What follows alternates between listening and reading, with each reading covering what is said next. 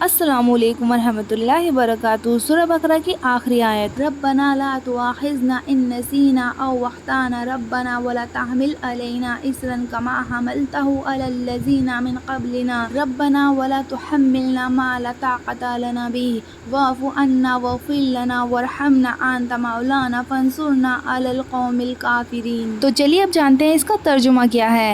اے پروردگار، اگر ہم سے بھول یا چوک ہو گئی ہو تو ہم سے مواخذہ نہ کیجو۔ اے پروردگار، ہم پر ایسا بوجھ نہ ڈالیو جیسا تو نے ہم سے پہلے لوگوں پر ڈالا تھا۔ اے پروردگار، جتنا بوجھ اٹھانے کی ہم میں طاقت نہیں اتنا بوجھ ہم پر نہ رکھیو، اور اے پروردگار ہمارے گناہوں سے درگزر کر اور ہمیں بخش دے اور ہم پر رحم فرما، تو ہی ہمارا مددگار ہے، سو ہم کو کافروں پر غالب کر۔ تو یہ اس دعا کا ترجمہ ہے۔ سورہ بقرہ کی یہ جو آخری آیت ہے، کیا آپ کو پتہ ہے کہ یہ آیت کتنی پاورفل ہے؟ کہ جب کوئی ایمان والا، جب کوئی مومن بندہ اس دعا کو پڑھتا ہے، یہ اصل میں ایک دعا ہے، ربنا لا تؤاخذنا، اے اللہ ہماری پکڑ نہ فرما اگر ہم بھول جائیں، ہم سے غلطی ہو جائے، ربنا ولا تحمل علینا، اے ہمارے پروردگار ہم پر کوئی ایسا بوجھ مت ڈال جس کو ہم برداشت کرنے کی طاقت ہی نہ رکھتے ہوں۔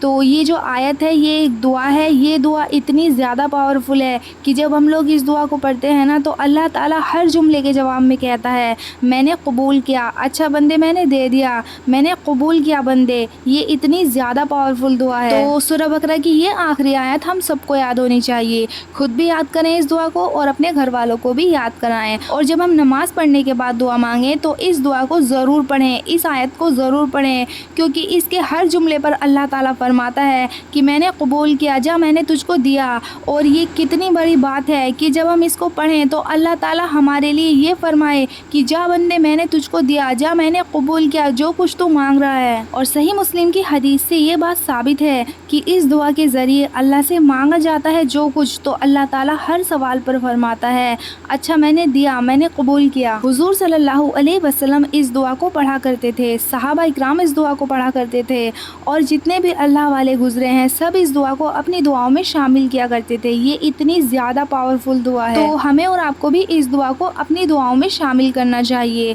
یہ بہت چھوٹی دعا ہے، کوئی اتنی بڑی دعا نہیں ہے کہ ہم سے یاد نہیں ہو پائے گی۔ اس دعا کو ہمیں اپنی منہ زبانی یاد کر لینا چاہیے اور اپنے گھر والوں کو بھی یاد کرانے کی کوشش کرنی چاہیے، تو اس کو پڑھ کر دعائیں قبول ہوتی ہیں۔ اللہ تعالیٰ نے مختلف چیزوں کو مختلف پر فضیلت بخشی ہے، جیسے رات، ساری رات برابر نہیں ہوتی، رات کا آخری حصہ فضیلت کے اعتبار سے باقی رات پر بھاری ہے۔ اسی طرح دن کے اول حصے میں اللہ تعالیٰ نے برکت رکھی ہے، صبح کا جو وقت ہوتا ہے۔ اسی طرح دنوں میں جمعے کے دن کو فضیلت بخشی ہے، مہینوں میں رمضان کو فضیلت بخشی ہے۔ اسی طرح جگہوں کے اعتبار سے اللہ تعالیٰ نے مکہ کو خاص طور پر چن لیا۔ اعمال میں بھی اللہ تعالیٰ نے بعض اعمال کو بعض اعمال پر فضیلت دی ہے۔